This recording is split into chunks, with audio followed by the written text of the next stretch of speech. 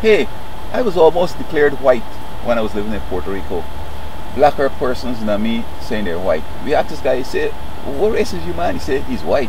He said, you sure? He said, yeah, I'm white. Now, I could have been white also, but he said I can't speak Spanish.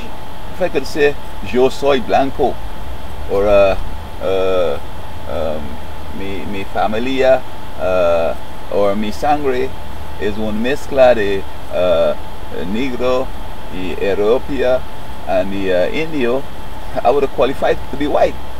But I don't think it would work for me because, look, I have all this education. I just recycling, picking up cans, going in the garbage, picking up cans. So being white is going to change my status in life.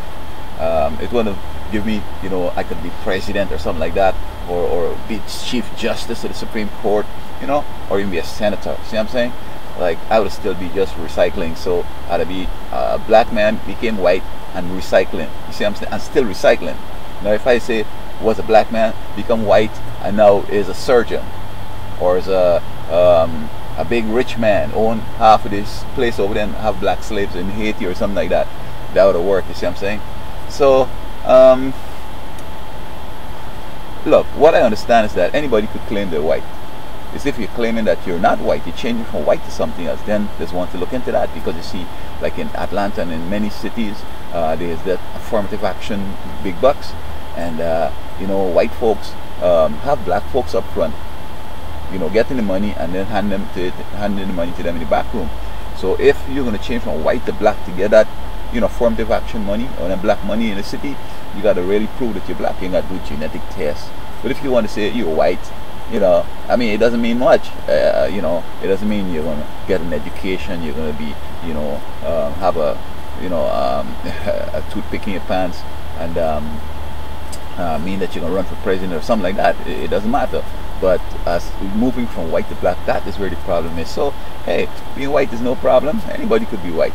But especially since these Hispanic people and people in Puerto Rico have a mixture of black, white, and Native Indian, and as long as it's looking like light and the hair a little, you know, straight and stuff, what I find is that those that are light and looking like white, but the hair Yankee like mine, this bald head, see? So they want to be called white, but they don't want this little Yankee black hair to show. In fact, what I understand also in Puerto Rico is that if, suppose now I was like white, you know, almost like, you know, almost white on my nose, kind of like not straight, but fair and everything, got hair, and like, you know, I'm looking like a real white boy from far.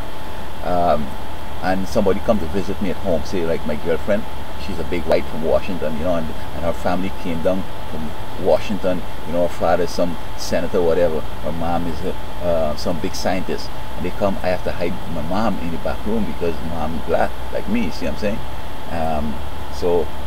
I mean, you know, she's black, so when they go in, she could come back out, because if they see that mama black, they're gonna figure like, hey, he got black in him, and we don't want no little surprise.